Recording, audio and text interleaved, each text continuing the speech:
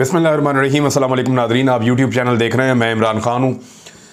हुकूमत वक्त जो है वो इस वक्त कुछ बचकाना तरीके से जो है वो रिएक्ट कर रही है चीज़ों को। ऐसा लगता है कि वो अपोजिशन बनना चाहते हैं, क्योंकि जैसे ही कोई एहतजाज अनाउंस होता है तो वो कंटेनर्स की भरमार कर देते हैं इस्लामाबाद में हर जगह पे। बल्कि ऐसे जैसे कोई छोटा बच्चा लड़ाई से डर के चारपाई के नीचे नहीं छुप जाता, बस उस तरह का रिएक्शन होता है। पॉलिटिकल पार्टीज एहतजाज करती हैं और ये सारी पॉलिटिकल पार्टीज जो हैं ये पाकिस्तान के लिए ज़िम्मेदार हैं। कोई भी पॉलिटिकल पार्टी ऐसी हरकत नहीं करती और ना करनी चाहिए जिससे पाकिस्तान को नुकसान हो। अब यही एहतजाज इलेक्शन कमीशन के बाहर PMLN करती रही है, पीपल्स पार्टी करती रही है, पाकिस्तान तहरीक इंसाफ भी पहले करती रही है। और इसी एहतजाज के लिए राणा सनाउल्लाह साहब ने पूरा का पूरा इस्लामाबाद का एक एरिया सील कर दिया, हर तरफ कंटेनर्स लगाकर। अब उसमें एक खौफ की फ़ज़ा बन जाती है, आम शहरी जो हैं वो परेशान होते हैं। इस तरह के मनाज़र हमने देखे हैं। लेकिन हुकूमत का जो रवैया था वो इस तरह का था जैसा अपोजिशन का है, क्योंकि अपोजिशन को हमेशा तसादुम सूट करता है। हुकूमत हमेशा तसादुम से गुरेज करती है, लेकिन यह उल्टा चक्कर है।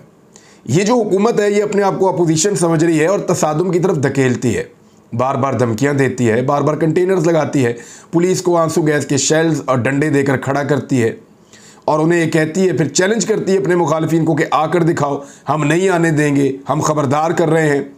तो इस तरह के अल्फाज का चुनाव किया जाता है।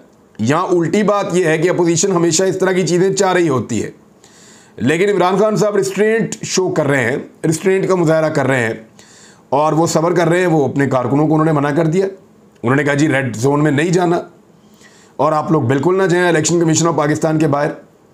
ठीक है, आपने एहतजाज करना है इलेक्शन कमीशन के खिलाफ, तो उन्होंने अनाउंसमेंट किया हुआ था, उन्होंने कहा F9 पार्क में आ जाएं, वहाँ मैं आपसे खिताब करूँगा शाम को 6 बजे।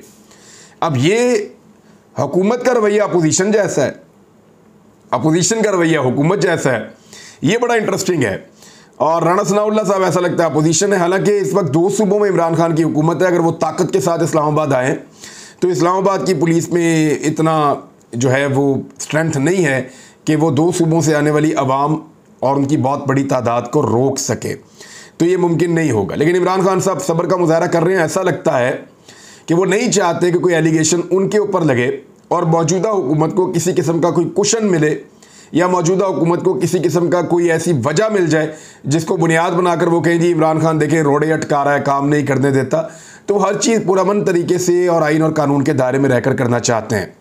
पाकिस्तान तहरीक इंसाफ ने इसी तरह कानूनी मदद लेते हुए रेफरेंस तैयार करके सुप्रीम जुडिशल काउंसिल को भिजवा दिया है चीफ इलेक्शन कमिश्नर के खिलाफ।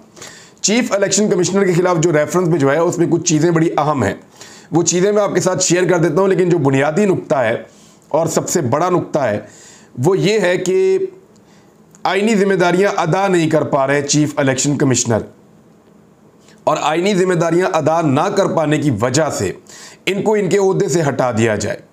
जानबूझकर बदइंतज़ामी कर रहे हैं। ये पाकिस्तान तहरीक इंसाफ ने जो रेफरेंस भेजा उसमें कहा गया है, और उसमें जो पहला बड़ा नुक्ता उठाया गया वो ये है कि चीफ इलेक्शन कमिश्नर ने मुलाकात की हुक्मरान इत्तेहाद से जुलाई के एंड पे, और चंद दिन के बाद, क्योंकि वहाँ से उनको दबाव डाला जा रहा था बार बार कि आप ममनुआ फंडिंग केस का फ़ैसला सुनाएं, और चंद दिन के बाद उन्होंने ममनुआ फंडिंग केस का फ़ैसला सुना दिया। और उस फैसले के अंदर बाद में हुकूमती ईमा के ऊपर एक पैराग्राफ का इजाफा भी किया गया। ये बात आप सब जानते हैं और इसके बारे में तफसीलात मौजूद भी हैं। अब आ जाए कि और क्या क्या है इसके अंदर, क्योंकि 8 फैसले चीफ इलेक्शन कमिश्नर ने ऐसे दिए पाकिस्तान तहरीक इंसाफ के खिलाफ जिसको अदलिया के मुअज़्ज़िज़ जज साहिबान ने गलत करार देते हुए उड़ा दिया। यानी ये चीफ इलेक्शन कमिश्नर बार बार इस किस्म की हरकतों सकनात करते हैं जिनकी वजह से पाकिस्तान तहरीक इंसाफ को नुकसान होता है। कल मेरे साथ प्रोग्राम में बात करते हुए इमरान खान साहब ने बताया कि ये चीफ इलेक्शन कमिश्नर आया कैसे। उन्होंने कहा ये तोहफ़ा है जो मुझे न्यूट्रल्स ने दिया था, और मैंने उनको बताया भी था कि ये तो नून लीग के घर का बंदा है। तो उन्होंने मुझे यकीन दिलाया था कि नहीं, ये न्यूट्रल रहेगा और ठीक काम करेगा। तो ये ठीक काम नहीं कर रहा, हमारा खदशा दुरुस्त साबित हुआ और हमसे गलती हुई कि हमने इसका नाम तस्लीम कर लिया न्यूट्रल्स के कहने के ऊपर। अब इसके ऊपर बहुत सारे इल्ज़ामात और भी हैं रेफरेंस में, लेकिन ये जो अभी किया है चीफ इलेक्शन कमिश्नर ने, ये जो इलेक्शन कमीशन ने फैसला सुनाया पाकिस्तान तहरीक इंसाफ के खिलाफ, इसने बहुत मौका दे दिया तहरीक इंसाफ को और बड़ा रूम दे दिया है इस रेफरेंस के हवाले से। कैसे? देखें, जितने लोगों को इन्होंने गैर मुल्की डिक्लेयर किया वो पाकिस्तानी निकल रहे हैं और अपने अपने नाइकॉप और अपने अपने पासपोर्ट और अपने अपने जो कार्ड्स हैं वो शो कर रहे हैं और वो ये कह रहे हैं हम तो पाकिस्तानी हैं। बहुत सारे बीच में ऐसे हैं जो पाकिस्तान में रहते हैं, उनकी कंपनी का नाम अंग्रेज़ों की तरह का है तो उनको उठा के वहाँ पर डाल दिया। कुछ ऐसे हैं जो पाकिस्तानी हैं लेकिन गैर मुस्लिम हैं, उनको भी उठा के गैर मुल्की बना दिया। तो इस किस्म की हरकत व सकनात करने के बाद चीफ इलेक्शन कमिश्नर ने या इलेक्शन कमीशन ऑफ पाकिस्तान ने अपने लिए गड़ा खोद लिया है। अगर इंसाफ के साथ वहाँ अदालत के अंदर मामला चले तो चीफ इलेक्शन कमिश्नर के लिए मुश्किलात पैदा होंगी सुप्रीम जुडिशल काउंसिल में। अब इलेक्ट्रॉनिक वोटिंग मशीन की इन्होंने मुखालफत की, वो भी इन पे एक इल्ज़ाम है। ओवरसीज़ वोटर्स को सुप्रीम कोर्ट का फैसला था, इसके बावजूद वोट नहीं डालने दे रहे, उसकी मुखालफत करते हैं, ये भी एक एलिगेशन है। सेनेट में जो ओपन जिस किस्म की धांधली हुई और इन्होंने कहा कि ओपन वोटिंग करवाई जाए तो उसकी मुखालफत की और फिर उसके बाद यूसुफ रज़ा गिलानी के बेटे ने जो पैसे दिए और उसके ऊपर कोई कार्रवाई नहीं हुई, गिलानी साहब का नोटिफिकेशन रोकने से इनकार कर दिया। फिर शवाहिद मौजूद थे फिर भी कार्रवाई नहीं की और फैसल वाडा के ख़िलाफ़ नायरी की जो कार्रवाई बड़े भोंडे तरीके से की गई।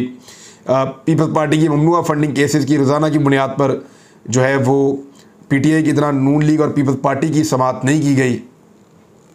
बल्दियाती इलेक्शन जो केपी में हुए वहाँ पे अली अमीन गंडापुर के ख़िलाफ़ कार्रवाई की गई, उनके भाई को नाअहल कर दिया गया और इस तरह की चीज़ों पे बाकी जगह पे एक्शन नहीं लिया गया। केपी वज़ीर ट्रांसपोर्ट शाह मोहम्मद की नाअहली हुई NA 75 डस्का में, चंद पोलिंग स्टेशन के बजाय पूरे हलके में रीपोल करवा दिया गया जिसकी वजह से PMLN को सीट निकालने का मौका मिला बाद में। और ज़िमनी इलेक्शन में दूसरे हलकों से पोलिंग एजेंट लाने से मना कर दिया था, हालांकि वो कोई एलियंस नहीं है, पाकिस्तान के बाहर से नहीं आ रहे, पाकिस्तान के अंदर से आ रहे हैं। वो अदालत ने इस फैसले को रिवर्स किया था और फिर बेशुमार और चीज़ें इसी तरह की हैं। तो ये उनके खिलाफ एक रेफरेंस है जो चला गया है। अब 3 बड़ी खबरें हैं और 3 चीज़ें हैं जो होने जा रही हैं और उनके बारे में बात की जा रही है। मैं तीनों आपके सामने रखता हूँ। नंबर 1, इमरान खान का नाम ECL में। नंबर 2, इमरान खान की गिरफ्तारी। नंबर 3, नवाज शरीफ की वापसी। इसमें पहली चीज़ तो आप ये ले लें, एक तो हमजा शहबाज पाकिस्तान से बाहर चले गए हैं। परवेज़ इलाही साहब ने कहा कि जो मुश्किलात में था, परेशानियों में था, वो तो नस गया, पाकिस्तान से बाहर चला गया। और ये दूसरों को ताने देते हैं भाग जाने के, लेकिन वक्त आने पर सबसे पहले ये फैमिली खुद चली जाती है। हमजा शहबाज साहब ने यह बताया कि उनकी बेटी बीमार है, मेरी दुआ है कि अल्लाह ताला उनकी बेटी को सेहत और लंबी ज़िंदगी अता फरमाए और किसी भी माँ बाप को अपने बच्चों की बीमारी का दुख अल्लाह ताला ना दे। सब बच्चों को अल्लाह ताला सेहत और तंदुरुस्ती अता फरमाए और इस आजमाइश में किसी को अल्लाह ताला मुब्तला ना करे। लेकिन क्योंकि दूसरों को ये लोग ताने देते हैं और इस दफ़ा परवेज़ इलाही का ये कहना है कि हमजा शहबाज पहले ये कहता रहा कि मुझे छोड़कर चले गए हैं गारंटर के तौर पे, तो आप सारे नस गए ने, तो इस दफ़ा वो सबसे पहले खुद चला गया है। बहरहाल हमजा शहबाज के चले जाने के ऊपर उनके मुखालिफिन बहुत सारी बातें कर रहे हैं, मैं उन बातों में नहीं जाता। फ़िलहाल आ जाए उन 3 खबरों की तरफ। एक तो इमरान खान का नाम ECL में डालने की तैयारी, इससे इमरान खान को फ़र्क कोई नहीं पड़ता। वो जब इक़्तिदार में थे तो तब भी उनको कोई ज़्यादा बाहर जाने का शौक़ नहीं था। बड़ी मजबूरी के आलम में उन्होंने पाकिस्तान से बाहर ट्रैवल किया है।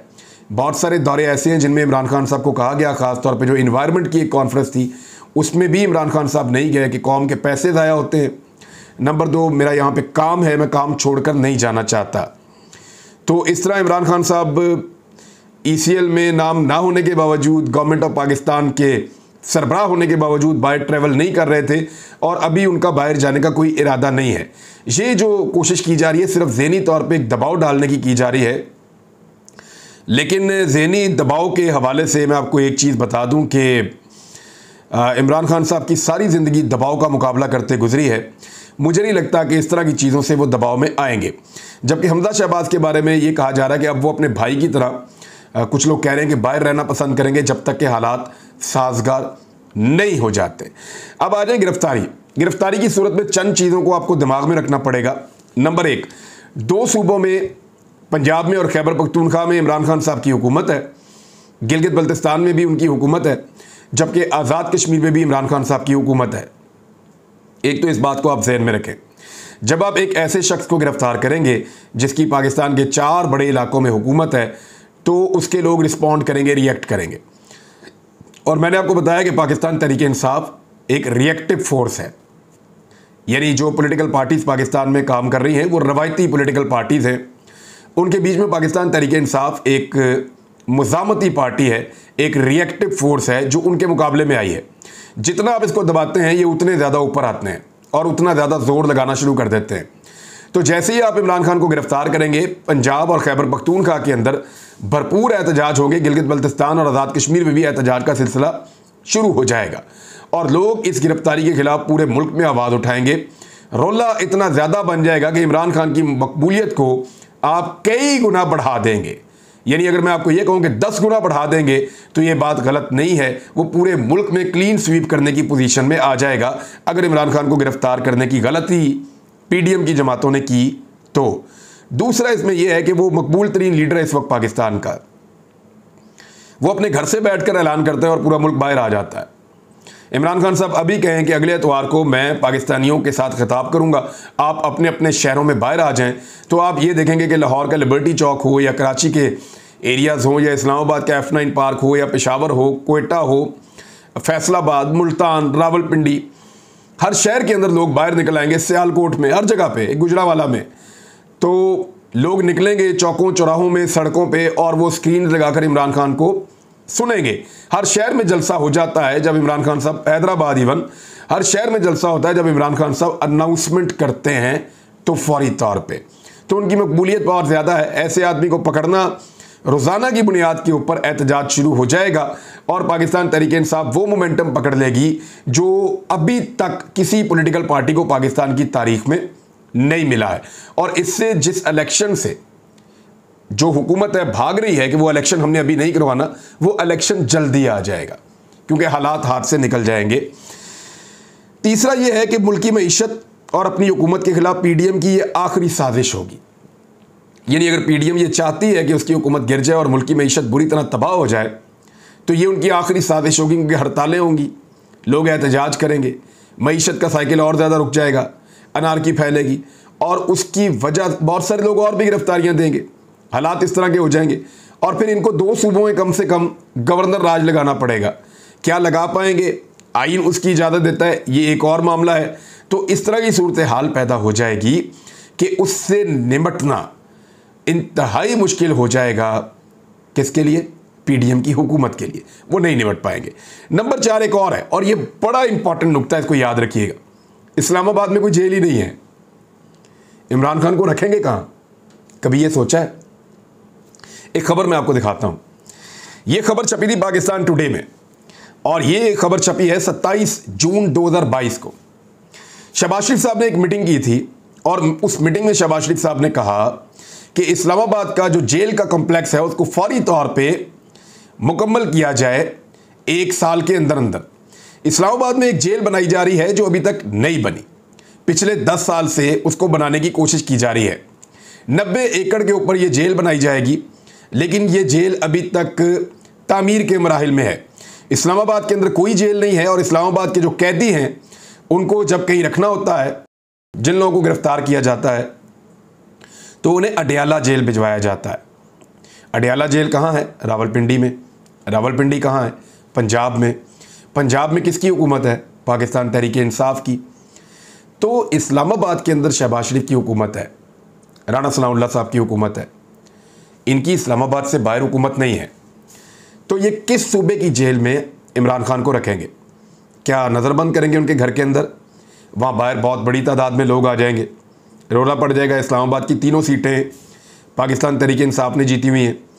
रावलपिंडी पाकिस्तान तहरीक इंसाफ ने अटक भी जीता हुआ है। आसपास इनकी बहुत स्ट्रेंथ और ताकत है। ये बहुत बड़ी तादाद में वहाँ आकर जमा हो जाएंगे बनीगाला के बाहर, और बनीगाला की सराउंडिंग में इमरान खान साहब के फॉलोअर्स बहुत बड़ी तादाद में हैं। तो ये हुकूमत के लिए बहुत मुश्किल काम होगा। घर पे बंद करना मुमकिन नहीं है, रोला बनेगा। जेल किस में डालेंगे? इस्लामाबाद में जेल ही कोई नहीं है। क्या किसी पुलिस स्टेशन के अंदर बंद करेंगे? इस पाए के लीडर को, इतने बड़े लीडर को एक पुलिस स्टेशन के अंदर रखने के लिए मुसीबत बन जाएगी। मेरे जैसे आम आदमी को जिस पुलिस स्टेशन में रखते थे, एक तो जिधर पर्चा था उधर लेकर नहीं जाते थे, दूर दराज इलाके के पुलिस स्टेशन में रखते थे। पुलिस स्टेशन वो चूज करते थे जिसपे मेरे पे पर्चा नहीं था, कहीं और ले जाते थे, और वहां पे भी कर्फ्यू लगा देते थे आसपास। हालात इनके लिए मुश्किल हो जाते थे। तो मेरे जैसा बिल्कुल आम आदमी, उसके लिए ये करना पड़ा कि पूरी की पूरी जिले की पुलिस परेशान हो जाती थी। तो ये इमरान खान के लिए तो पूरा पाकिस्तान खड़ा हो जाएगा, फिर भी नहीं ये कर पाएंगे।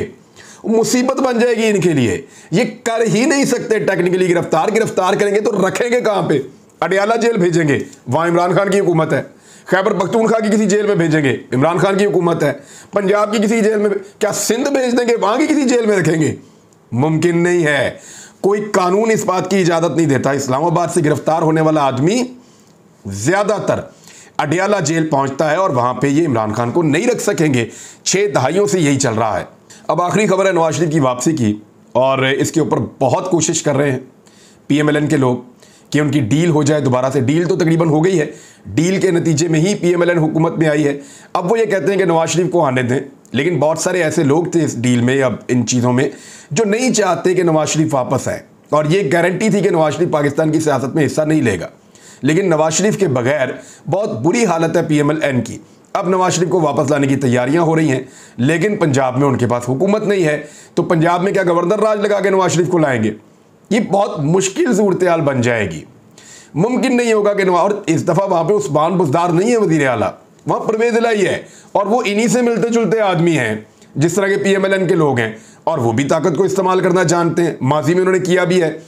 तो ये मोहम्मद ज़ुबैर साहब ने ये कहा है कि एस्टेब्लिशमेंट के साथ मामला जो है वो हमारे अच्छे ताल्लुकात हैं, और नवाज शरीफ साहब जल्द वापस आ जाएंगे और वो मकबूल हैं और उनको लोग लेने जाएंगे। बहरहाल मियां नवाज शरीफ साहब की वापसी अभी भी मेरी नज़र के अंदर बहुत सारे शक्को शुबहात का शिकार है, मुश्किल है, लेकिन देखते हैं क्या होता है। अब तक के लिए इतना ही। अपना ख्याल रखिएगा, अपने इस चैनल का भी। अल्लाह हाफ़िज़।